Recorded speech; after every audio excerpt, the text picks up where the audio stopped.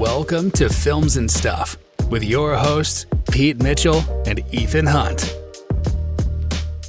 Pete, welcome back. Films and Stuff.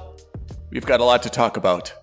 We do. It's a little bit of a, let's say, a random episode. It's a little bit of a mishmash or a hodgepodge, if you will.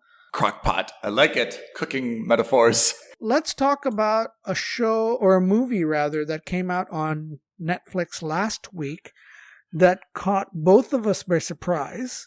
And that's also, I guess there's a trend that probably Liam Neeson kicked off 10 years ago, but has kind of been gaining steam, which is the older leading actor. Previously, it was just men until this week, but this older leading male actor who was not seen of as or thought of as an action star in any way, shape, or form gets called into a situation where action is required, and you get to see basically a new side of these characters, right? So, or of these actors. So Liam Neeson is there.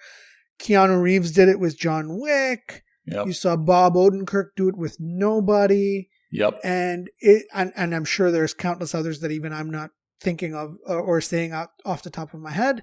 And last week we saw one of the few female-driven ones. So we have seen there have been other female actors who have done action movies, but not as an older actor, right? So when Angelina Jolie does Salt, or when Jennifer Garner does, I can't even remember, not Alias, the movie. There was a movie. It's not super surprising because these are very athletic, very capable actors, and they're not just good actors in terms of emotional and, their ability to emote, but also in terms of their physicality. And last week, Netflix, Lou dropped. I have to say, when Pete described this movie to me, I think I was 75% sure that he got it wrong. 25% sure that he was joking. Yeah. But 100% I didn't think it was real. It was just, I was giving him the benefit of the doubt that he didn't get a full night's sleep and he was somehow mixing everything up. You presented the movie. Hey, you're like, hey, Ethan, did you hear about Lou? And I said, no. You said, it's a new movie on Netflix and it stars that lady from West Wing. I'm like, what? He said, yeah, remember the lady from West Wing? I said, Laura Dern? And he's like, not Laura Dern, the other one. I said, Allison Janney? Yeah. He's like, yes. I'm like, I think this is not true. But it is true. Over the phone, I could see, even though we were on the phone, I could see your jaw drop when you said, what? I was really confused. Like, are we sure we're talking about the same Allison Janney who played a 50-year-old press secretary at the White House 20 years ago? That Allison Janney is an action star? Okay, I'll take your word for it. And your word turned out to be true. Allison Janney of West Wing fame teams up with Jussie Smollett's sister, Jurnee Smollett, to be a former CIA agent and kick some major ass, right? It's weird, man. It's weird. It's weird, and not because she can't do it. Don't get me wrong. It's just weird because I've known Allison Janney primarily for 2 or 3 big roles. Okay? First, of course, West Wing. I think that's really where she entered the national zeitgeist, or maybe even the international zeitgeist, right? Nice as word. This tall, very attractive, young, but not physically imposing. Yes, tall, but not physically imposing press secretary for the White House.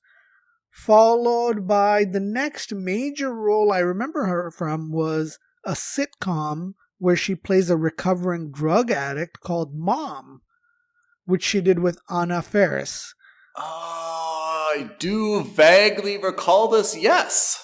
So she, that was the next big thing that I remember her from. And that's not, I don't mean to belittle her credentials in any way, shape, or form. I'm just saying personally for me as Pete, those are the 2 biggest roles I specifically remember her from. And then, of course, there were also these great roles. Like, I think she won an Oscar for playing someone's mother. Maybe Tammy? I can't remember. I cannot for the life of me remember which one. Was she I, Tanya's mom? Oh, maybe it was I, Tanya's mom. Yeah.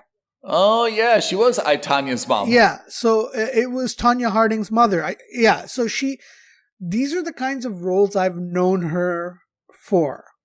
The opposite of a retired CIA agent, by the way. Yeah, like this deep state CIA operative who was heavily involved in the Iran-Contra situation.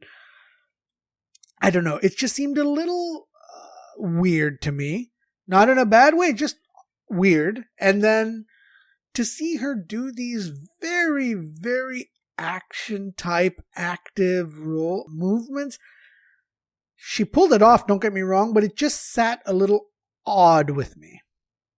So I agree with you. I think first things first, I was really remarkably, I give her a lot of credit because I would have never guessed she could have pulled this role off, and she did it in a seriously believable way.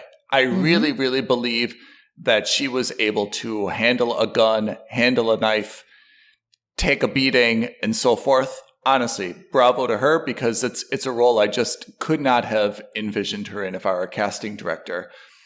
But I think there's something that I needed to separate from this movie, which is her playing the role was exceptional. The plot of this movie was so... Nah. Yeah, exactly right. It was so, there's a little girl who's kidnapped. There's a rainstorm. It's almost every little like trick in the book somehow made itself into this movie. And if they would have made it a more believable or dynamic plot, and it would have involved less like physical action. I mean, I don't say it because she's an older lady, but she is an older lady, right? She was a CIA operative. She wasn't a MMA fighter. She was probably like an analyst. She was in intelligence. I mean, that's not a role where you like fight and punch and kick and get stabbed like every day, right? So I feel like the fact that she was able to handle a gun and handle herself under like surveillance and tracking, absolutely believable. The fact that she's in so many like kind of physical confrontations. Yeah, the fact that she can take down 2 army-trained guys in a cabin, and then at the end take on a very younger, much more athletically primed guy. Yeah. Look, there are certain elements of it that you're right, don't have anything to do with Allison Janney. It has everything to do with just the plot of the movie. It just didn't seem right. I think maybe that's also an important distinction to make here, is that that's not a knock on Allison Janney. That's just a knock a little bit on the movie. Yeah. And there were so many cliches, and we're gonna let's quickly get into it. Spoiler alert. You find out that the kid who gets kidnapped is actually her granddaughter. The mother who's helping her is her daughter-in-law. Not a surprise. And the guy that they're chasing is her son. Not a surprise. All of these things are A, a little cliched, and B, also kind of, because they're so cliched, you're just like, eh. I mean, one of the great things about John Wick, for example, or even Nobody, is that they get pulled into this not out of their own choices, right? It was a circumstantial event that pulls them into this world of, okay, well, I have to pull out my brass knuckles and get on with this again. Not because, someone is specifically targeting them. And that's what makes that nice. The same thing, and forget about John Wick. There's a little bit of element of the mafia and there's connectivity there. Yeah. Look at Bob Odenkirk in Nobody. Yeah. There was absolutely no real relationship except for the fact that he was a victim, or their family was a victim of a home robbery. A break-in. Yeah. Yeah. Allison Janney, great in everything she does. This movie itself overall. And then, of course, the very ending cliche where she leaves everything to the daughter-in-law and to the granddaughter, and everyone expects that she's dead. Yeah. Nobody, anyone with 2 brain cells could have realized that was obviously going to not be the case because 2 reasons. One, she's the good guy. The good guy rarely, if ever, dies unceremoniously these days. Yeah. And 2, this is the cynic in me, but like Hollywood also doesn't want to kill off the main character because, hey, if this movie does well, we got to make a Lou too, right? Yeah. I have to say, I would have liked this better if, and again, honestly, she pulled it off. I could probably get into this character, but I would have liked it if they would have made her into like the Equalizer. Remember Denzel Washington's role? Yes. Yeah. Where she's like, hey, I'm retired. I'm under the radar. I don't have to be like an asshole to everybody. But now I'm going to stick up for people that I see are being bullied, that are treated unfairly, and we see her like in a little bit of a vigilante role, and then maybe one time she bites off more than she can chew, right? She starts to say, hey, I'm sticking up for every woman who's been beaten or abused or dumped on a date, right? And she starts to get a little bit too aggressive with this vigilante role, and she goes after like the wrong boyfriend. He's got mob ties. Who happens to be a military guy or a mob guy. Exactly. Right. Exactly. And now suddenly she's like, oh, now I'm not just getting revenge against people. Now they're coming after me. Right. And then you see kind of like this cat and mouse game. For me, that's a more believable kind of plot. And it's more exciting for me because I have to say, she played the character very, very well. But I couldn't get through the movie because it was just too much thunderstorm and the lightning and the rain and the power's off and the this and the like this is just like AI just wrote this plot themselves. It doesn't have anything creative. Let's grab the 5 most iconic things from the 5 last movies. Let's all put them into one thing and then see if it works, right? You're right. It seemed a bit that's why it was cliched. It's like it didn't seem to be organic in that sense. Let me offer a public service announcement to every bad guy out there. I know I shouldn't be saying this, but I'm just giving free advice. If you've got the character that you want to kill ready to kill them, just kill them. Just kill them. We don't need you to recite your Shakespearean last words and rites of blah, blah, blah. And I told you so, and I got you, and now it's all over, and I'm about to do this on the count of 3, and so on and so forth. Like, when I see that... Monologues are not necessary. It just goes on and on and on. And that's when I know, like, the writers are kind of, like, searching for something because they painted themselves into a corner, and that's the only way that they can get out of it. Yeah. In any case, for me, to skip to the point, Lou, despite an extraordinary performance from Allison Janney, is a skip. Right. And I went with saying it's a mooch because it's a show you could probably have on in the background. You're going through your Instagram, you're folding your clothes in front of the TV, and you just need something to occupy your mind. You can't go wrong with it. You can't go right with it either, but you're not gonna cry about it at the end of the day. So I gave it a mooch. All right. Shall we turn our attention to what else we're watching? So I spoke to you about this offline, Ethan. We're both watching Andor live, which is to say we're up to date on Andor. Yep. And we initially thought we would do an Andor review for today. But I get the feeling that Andor is probably going to be a show that would be better off being done or reviewed or spoken about in bursts. That is to say, you watch 3 episodes or 2 episodes or whatever, and then do an episode about it. So I think one of my comments on episodes 1 through 3 were that it seemed disjointed individually, but if you take all 3 as one unit, it seemed like one cohesive episode. And I have a sneaking suspicion that's happening here as well for the entire series. This episode, we saw it, and the quick review, if you want to go through that anyway, not much happened. Well, my good friend Pete, I'm not going to beg to differ with you, but I thought that you're right. Not much really happened, but I thought it was a really interesting window into kind of the pre-Rebel Alliance. To me, as I stand right now, and please correct me if I'm wrong, because you know the lore and the canon much better than I do, but to me, we were introduced to the Rebel Alliance initially in A New Hope, and then we saw further back in Rogue One. Yeah.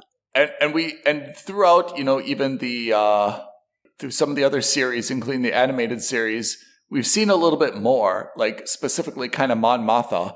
But I thought that this episode, which if you're just writing about what happened, nothing really happened. But to me, this kind of seemed like, now I know where the Rebel Alliance came from. Is it correct that the Rebel Alliance is basically Senator Mothma, who's a little bit unhappy with, I guess, the council? I guess there's a Palpatine at this point. I guess the Empire is gathering strength, and she's trying to fight back against this. She's got Luthen Rael, and it seems like it's those two, and she's the money, and he's kind of the muscle, and he's recruited like 7 people, and they're doing this big mission to try to like get money, because then they're going to start to recruit some other people and fight back. Maybe. And that's why I thought this was a little bit, not of a downer episode, but a little bit of an incomplete episode, which is to say you're absolutely right. She talks about wanting to bring in a new benefactor because she's running, either she doesn't have the financial capabilities to do so, or whoever, whatever it is, they don't have the money to do it. Mm-hmm. And she wanted to bring in a new benefactor. I'm pretty sure, in my mind at least, that this new benefactor they're talking about is Bail Organa. It's Leia's dad, Jimmy Smith. Yeah, you're right.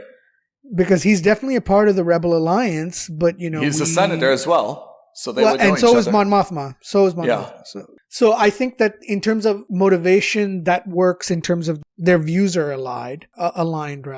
I got the feeling that there's more to this story, and by story I mean this specific arc within the series, and that's probably going to come over the next episode or maybe even 2 episodes. I don't know what the breakup is. I don't want to go by saying, there's a formula. Every 3 episodes is the equivalent of 1. But definitely this felt like a half episode. You get and it's so far a very slow burn. They're taking their time with everything. It's not fast moving whatsoever. You learn a little bit more about Luthen. You learn that he's an antiquities dealer, and that's his cover.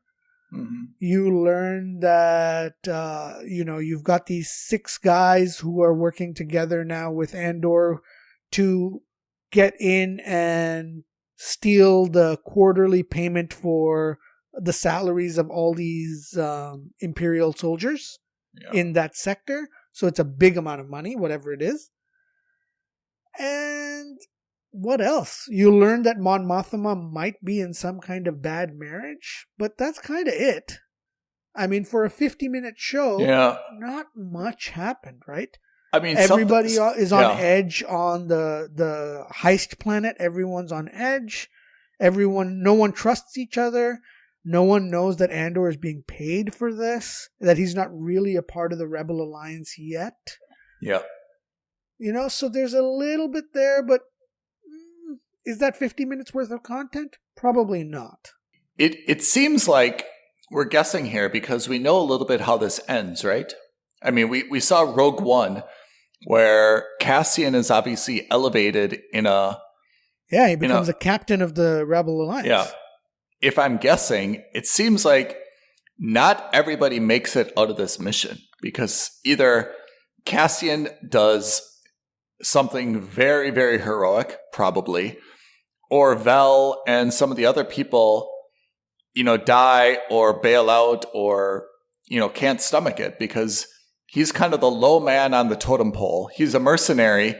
He doesn't even seem particularly anti-Empire right now. Although, to be fair, it's not really clear what the Empire's role is within the galaxy. But, something happens between now and Rogue One where he obviously proves his mettle. He becomes really dedicated to the cause, so much so he's willing to die for it. Yeah. Yeah. And I don't think this is going to be the mission that does it. It's too early, I think. And 24 episodes, I think this is probably a little too early for this being the mission where he's like, okay, I'm in it. I'm in it till I die. I don't think that's the case. I think this is probably the mission because right now he's got 6 people who don't trust him or 7 people who don't trust him around him. And everyone's kind of like, oh, you're a bum, you're this, you're that. I think this is the mission that basically proves that he's a capable guy. Yeah. And you're right. I think for sure not everyone is going to survive this, but I think the only reason they're going to survive is because of him. Yeah, I agree. That's why I think that there's a lot of ifs, ands, or buts. I think we're going to get a lot more clarity on this mini arc within the series probably over the next week, maybe 2 weeks. Yeah. I don't know if they're going for this structure. It could be that they are. It could be that, the director wanted to make an 8-hour-long movie. And they said no. So he said, okay, I'll make 24 episodes and each episode is going to be 50 minutes. Yeah. I think the way that I'm starting to assess Andor, first of all, I love it. I really love it, but I love it because it's Star Wars without screwing up any of the Star Wars that I know, right? As you said, there's no Ghost Leia so far. There's no Luke. There's no Han. It's not messing anything up in my mind, but it's providing really nice backstory. Yeah, I think if you're not a Star Wars fan, if you haven't seen, the original 3 trilogy and you haven't seen Rogue One, I think this show means nothing to you. It just means nothing. There's not enough action or charisma in order to justify watching this. If you're a Star Wars fan, I think this is must subscribe. I think it's providing great context. Interestingly, and we just said this a few minutes ago with Lou, age means nothing in Hollywood right now. Because Cassian, when was Rogue One made? Again, 6 years. 2016. 6 years ago, right? Yeah. And we've said that this is supposedly 5 years prior to Rogue One. Yeah. So, I mean, again, he's essentially gone back in time 11 years. 11 years. That's right. He's supposed to look 11 years younger than he really is. Age means nothing, right? So, I mean, if you're just going by that, it's a little bit hard to stomach. I mean, he shaved and that's taken a few years off. But overall, I think that's kind of one of the funny things I find about this. It's interesting because a good friend of mine watched this show at my recommendation. And she said that if it weren't for the fact that I had recommended it, she wanted to turn it off 10 minutes into the first episode. And she said that Cassian Andor is supposed to be a hero.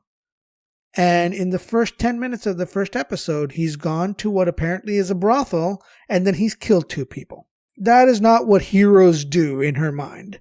And so I didn't want to watch it anymore.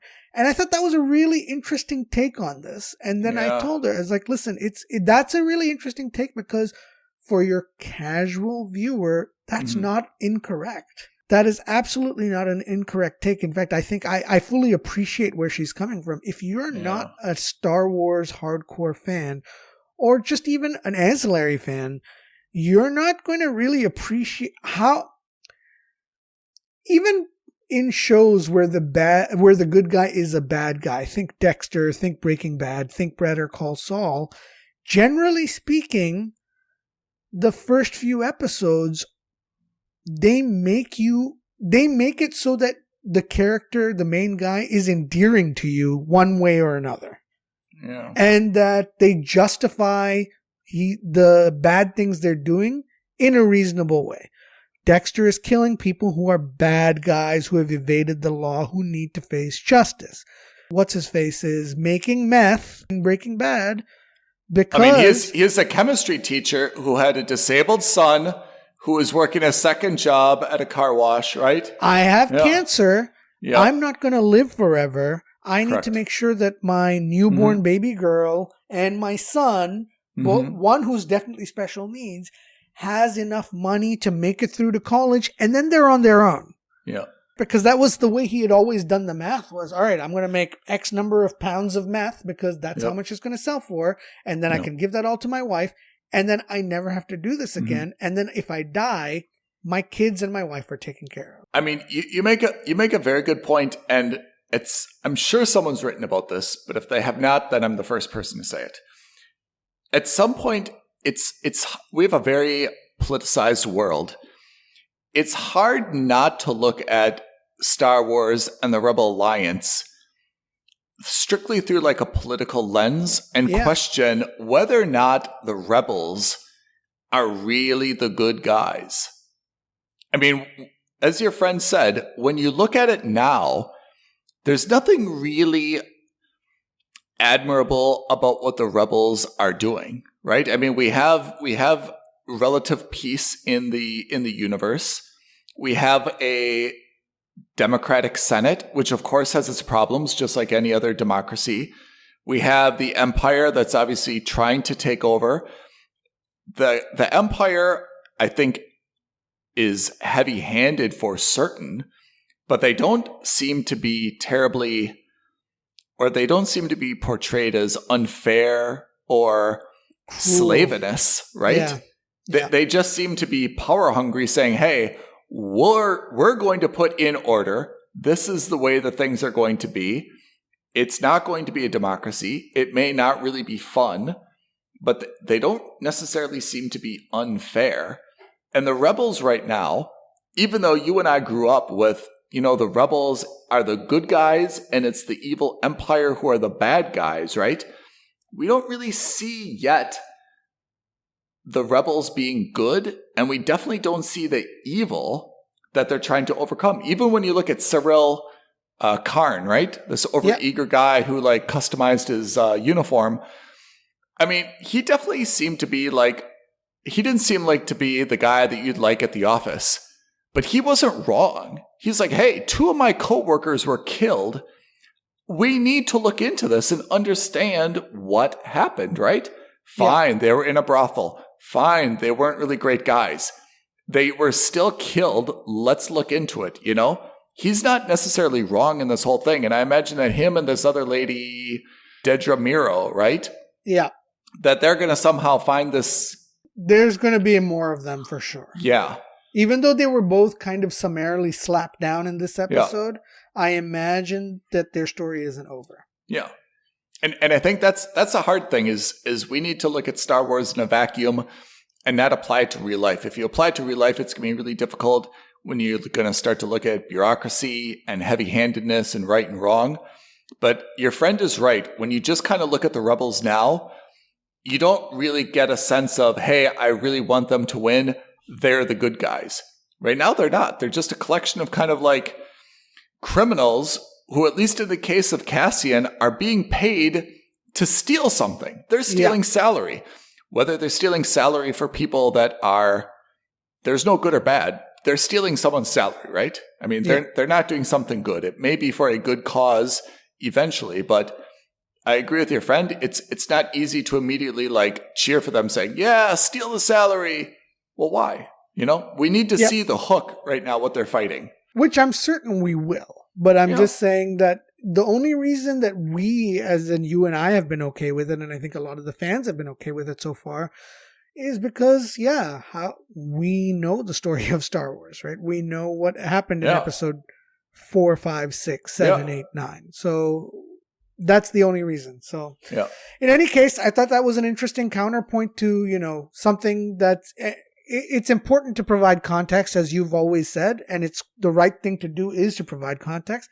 Yeah. At least at this stage of the Empire's birth, we don't really see why, or the lay person wouldn't see necessarily why the Empire is so bad. I agree. Maybe we will. Hopefully we will. All right, so that is Andor. Anything else we are seeing or anything else that's been on your radar? I know that we talked about when you saw Confess Fletch. I still have to see that. You said that you've watched the greatest beer run ever on Apple TV Plus. That's right. It came out yesterday. It was great. I really enjoyed it. It's a mooch for me. I have heard of this story. The premise is super simple. A civilian in the U.S. sneaks into Vietnam during the Vietnam War so that he can deliver his buddies from his neighborhood cases of beer.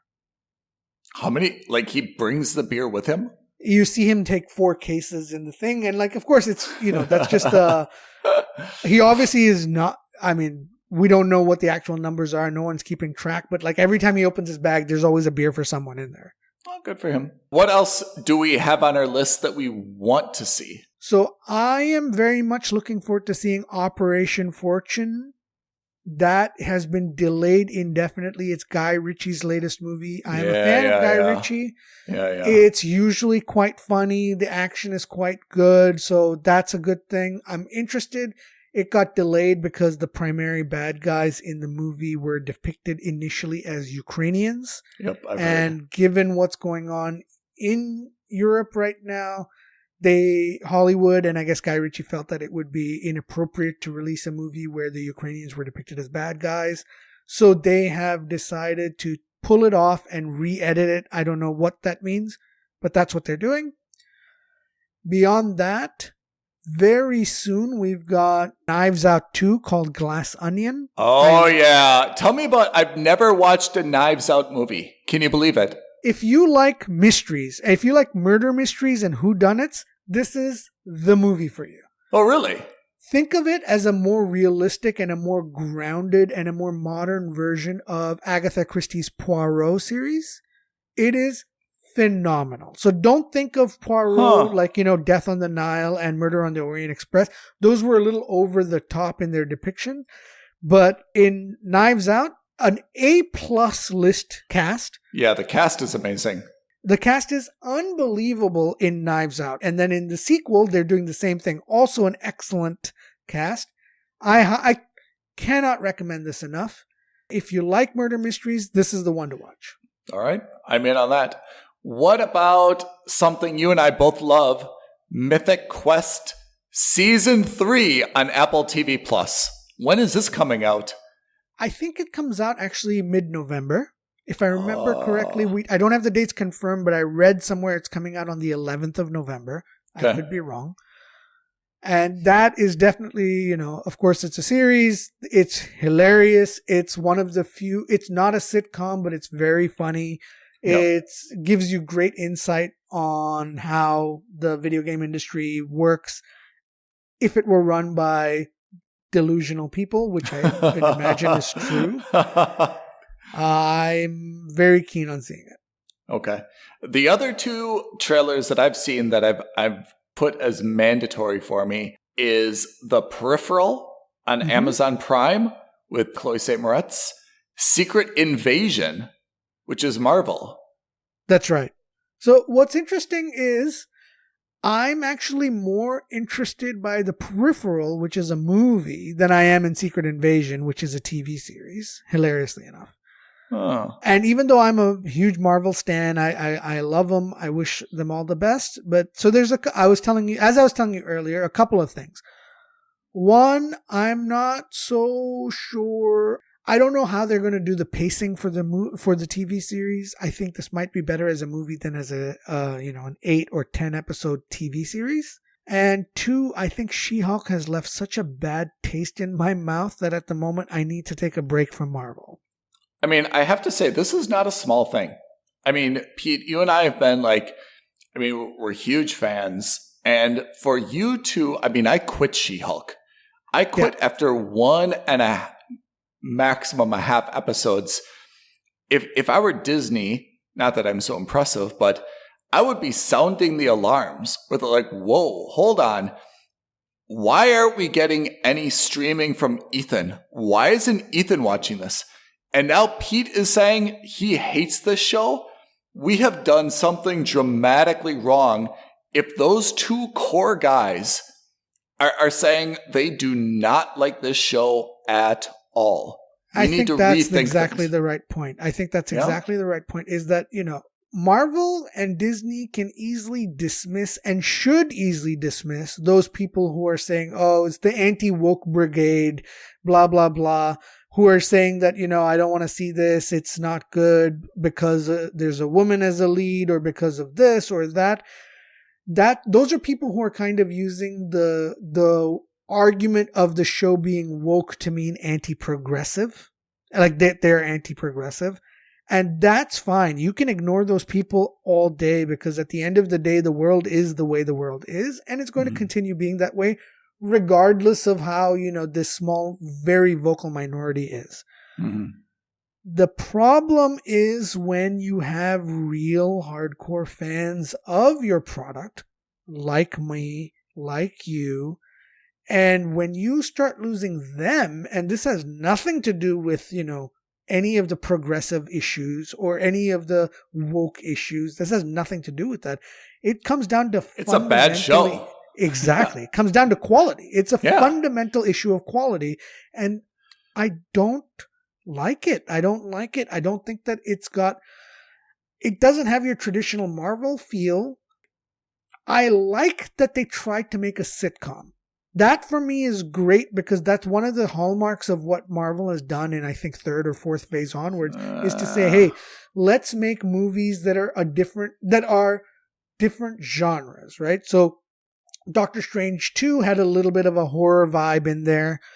Ant-Man was like a heist movie at the core. You know what I mean? So fine. That's great. And Marvel in general has been very good about injecting humor in all their movies on average. But this, I feel like a lot of the humor is forced. I feel like a lot of the humor is very low-hanging fruit. It's not intelligent. It's not funny. You're right. I agree.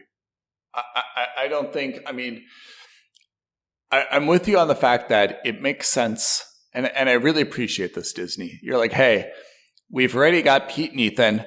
We don't need to, pander to them and put all these Easter eggs that no one else is going to get.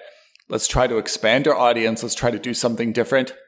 I respect that as a decision. It's not my decision, but I understand it from a business perspective. Yeah. If you're going to do that, make a good show. You can make a very good show that I don't like, but at least I say, hey, that's a pretty good show. It's not my style, but it's a good show.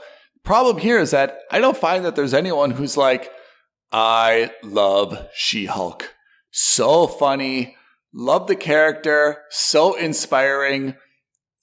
I don't feel like there's anyone who's saying that. They've alienated the MCU fans, but they haven't gone out and they haven't recruited anyone else who's really supportive of this show. It hasn't done anything. It's not funny. It's not clever. The character is not empowering or, aspirational, I should say. And I had the opportunity. I haven't seen it, but I heard in one of the last few episodes that She-Hulk was supposed to, she was in contention for winning Lawyer of the Year or something like that. She hasn't been in a courtroom in any of the episodes. I did a quick recap to see what she's done in terms of the law. We haven't seen her in the courtroom in any of them. Yeah. So I don't understand. If you want her to be a superpowered hero who's an amazing lawyer, put her in a courtroom. Let us see what she's doing legally. We haven't seen any of that. I think that's the problem, which is you can't expect to, if the goal is to say, hey, we're having this female professional lawyer, she should be empowering and inspiring and all these other positive things. I support that completely. Admirable. Right? Yeah. But then you're talking about a hardcore drama. You're talking about, West Wing or whatever that news show was or something like that. You cannot talk about having a character who's empowering and inspiring, but make them silly and fluffy at the same time. That doesn't work. The quote unquote funniest legal drama I ever saw, or I can think of that comes to mind, is something like Boston Legal. And that was a drama first with moments of hilarity and levity interspersed. I can't think of a sitcom that's a legal showing of any kind. And also those characters are intended to be quirky. They're not intended to be Yes, inspiring. Correct. That's actually Right? a great point. Yes. Right? I know Boston Legal, right? Remember, what's the guy from the Black Hat? Danny who's in- Crane. right? James Spader is there. Right? No one was looking at James Spader or Shatner. William Shatner. No one was looking at them and saying, "Oh, they've inspired me to go get a law degree. They've inspired me that I can be a lawyer." They're saying, "Ha ha ha! They're so quirky and weird. I love how weird they are." You know, it's a different perspective. Anyway, I think we've said enough about how did we get on this. We started talking about Marvel Secret Invasion. Secret Invasion. Yes, that's right. Anyway, I want to see Secret Invasion. It's on my must-watch No, and I list. will too. Don't get me wrong. I mean, for all their faults in the last couple of outings, Marvel still has me by the short hair. So, and then there's a bunch of other things which, you know what we'll do is we'll probably put up an Instagram post or maybe even a Twitter post about a thing where we can kind of just say, hey, look, these are the shows that we're looking forward to. But if there's any shows that you're specifically looking forward to, or any movies that you're desperate to see, why don't you send us a tweet at FNS Podcast, or why don't you leave us an email at aloha@filmsandstuffpodcast.com, or why don't you leave us a comment on the bottom of this video? Let us know what you think. We are happy to look at the trailers. We've got a list. We always want to add on to it. Hold on. There are some terms and conditions here. I do not watch horror. I'm not going to watch anything scary. Fair enough. Some conditions may apply. I'm not going to watch anything scary. I'm not going to watch anything where, what was this trailer by M. Night we saw? It's called Knock at the Cabin. No way. No way. I'm not going to see this. I will. I like M. Night Shyamalan movies. They're not great, but I don't mind watching them because sometimes the twist is great. I'm not going to see anything scary. I don't like torture. I don't like horror. I prefer no stabbing, but those all right. So nobody send us the trailers for Saw 16 or whatever they're at now. I mean, when I saw Saw 1, I think it like ruined my week. I think I don't know why you're laughing. Like, I feel like that whole week I was just like comatose. Like I couldn't concentrate. I couldn't think. I couldn't sleep. I was like afraid to be by myself.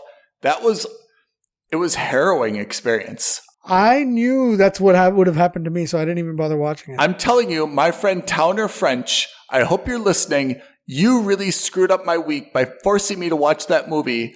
And I don't know why you didn't tell me it was a horror movie. It really messed me up. Yeah, so please, no scary trailers. We're both wimps that way, and we're fine with it. Yes. And conversely, if you've got a great romantic comedy, I mean, I don't want to admit it in public, but I'll do it. I am actually a sucker for a hilarious romantic comedy. Same. We're lost art. All right. Listeners and Pete, thank you very much for your time. Thank you for your patience. Thank you for your contributions. Check out our YouTube channel and catch up with us next episode. Thanks, everyone. Have a great day. Bye, Pete. Bye, Ethan.